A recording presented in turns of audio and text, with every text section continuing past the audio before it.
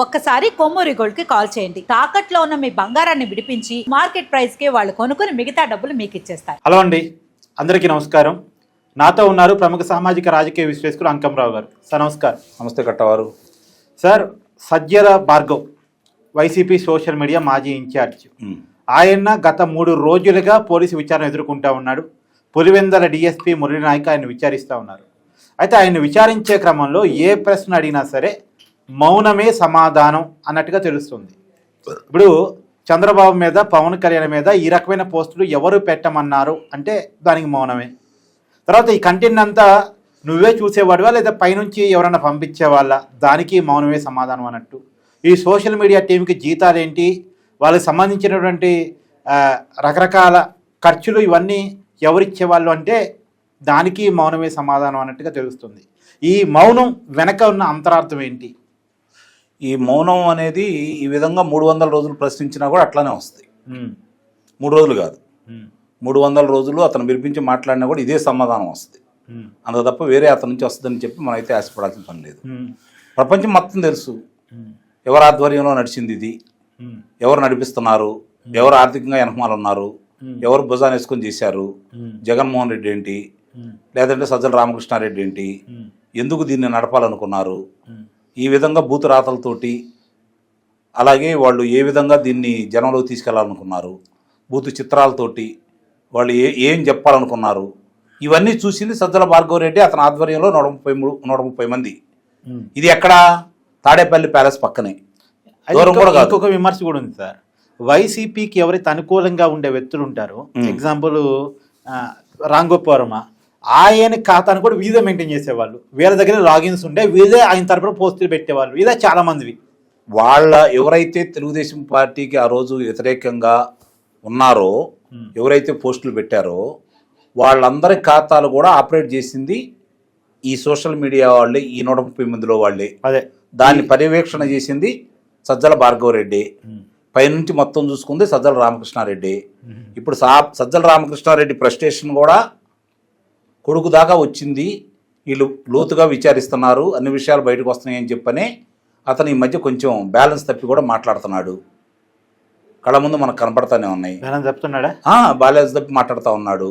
మామూలుగా అంతకుముందు మనకున్న సమాచారం ఏంటి, ఎవరైనా సరే ఏది మాట్లాడాలన్నా ముందుగా సజ్జల రామకృష్ణారెడ్డి మాట్లాడాలి. సకల శాఖ మంత్రి అందరూ ఆ పార్టీ నుంచి బయటకు వచ్చిన వాళ్ళు కావచ్చు, శాసనసభ్యులు కావచ్చు, తర్వాత కొంతమంది కూడా మాట్లాడింది కనుక మనం చూసుకుంటా ఉంటే ఆ పార్టీ నాయకులు సజ్జల రామకృష్ణారెడ్డిని వాళ్ళు టార్గెట్ చేసుకున్నారు. అంటే జనానికి జగన్మోహన్ రెడ్డికి మధ్య సజ్జల రామకృష్ణారెడ్డి ఉన్నాడు, శాసనసభ్యులకి జగన్మోహన్ రెడ్డికి మధ్య సజ్జల రామకృష్ణారెడ్డి ఉన్నాడు, మంత్రులకి జగన్మోహన్ రెడ్డి మధ్య సజ్జల రామకృష్ణారెడ్డి ఉన్నాడు, ఉద్యోగస్తులు, అంగన్వాడీ టీచర్లు, ఆశా వర్కర్లు, లేకపోతే ఆర్టీసీ ఉద్యోగస్తులు కావచ్చు, ఉపాధ్యాయులు కావచ్చు, ఏ ప్రజా సంఘాలైనా లేదంటే ప్రభుత్వ ఉద్యోగులైనా సరే మాట్లాడాలంటే అన్ని దగ్గర నుండి చూసుకుంది సజ్జల రామకృష్ణారెడ్డి. ఎప్పుడైతే అధికారం కోల్పోయిందో, జూన్ 4, 2024 ప్రకటనలు వెలువడిందో, ఆ పార్టీ ఓడిపోయిందో, వెంటనే సజ్జల భార్గవ రెడ్డిని సోషల్ మీడియా ఇన్ఛార్జ్ తీసేసి అంజరెడ్డి అనే అతను పెట్టేశారు. సేఫ్ జోన్లో ఉండాలని. ఎట్టా సేఫ్ జోన్లో ఉంటాడు అంటే అంతకుముందు చేసిన 5 సంవత్సరాలు, మరి ఆ రోజు తెనాలిలో అతను మాట్లాడిన మాటలు, ఇవన్నీ పోలీసులు రికార్డులో లేకుండానో లేకపోతే వీళ్ళందరూ ఆధారాలు లేకుండానే ఉన్నాయా? ఈరోజు మాట్లాడేటప్పుడు వీళ్ళు అడిగిన ఏ ప్రశ్నలకి సమాధానం రాలేదు. 130 మందికి జీతబత్యాలు ఏంటి, వాళ్ళకి అలవెన్స్లు ఏంటి, లేకపోతే ఇవన్నీ ఎవరెవరు చేశారు, ఎక్కడి నుంచి వచ్చినాయి, మెయింటెనెన్స్ ఏంటి అనేది. రెండోది, లిక్కర్ డబ్బులు అకౌంట్లో చూయించకుండా వాడారా, లేకపోతే ఇతని ఖాతాలో డబ్బులు వస్తే వాళ్ళకి ఇచ్చాడా, వాళ్ళందరికీ ఖాతాలు ఉన్నాయా లేవా, డబ్బులు ఎలా ఇచ్చారనే విషయాలు కూడా రేపు త్వరలోనే అన్ని బయటకు రాబోతున్నాయి. అంటే సార్ ఒక విషయం ఏంటంటే, ఈ చివరికి జగన్మోహన్ రెడ్డి కుటుంబ సభ్యులను కూడా వదలకుండా తిట్టారు కదా, తల్లిని చెల్లితో సహా అందరూ తిట్టారు కదా.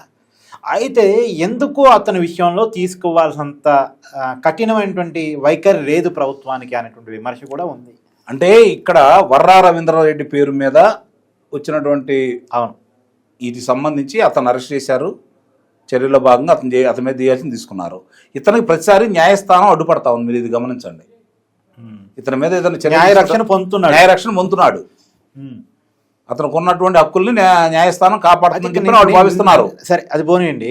నైతికంగా చదువుకున్న వ్యక్తి కదా ఇతను సజ్జల భార్గవ్, చదువుకున్న వ్యక్తి అయి ఉండి అందులో వాళ్ళ నాన్న సీనియర్ జర్నలిస్ట్గా చెప్పబడుతున్నాడు. సరే ఏ రాజకీయ పార్టీలోనూ ఉండనివ్వండి, సీనియర్ రాజకీయ నాయకుడిగా సీనియర్ జర్నలిస్ట్గా చెప్తున్నాడు కదా, కొన్ని మనకు కరెక్ట్ కాదు కదా, నైతికం కాదు కదా అని అసలు వీళ్ళు ఎప్పుడు జగన్ కమ్యూనికేట్ చేయలేదా, చేసినా వినలేదా, ఏముంది? నైతికంగా ఆలోచించే వాళ్ళు వైఎస్ఆర్సీపీ పార్టీలు ఎందుకుంటారు?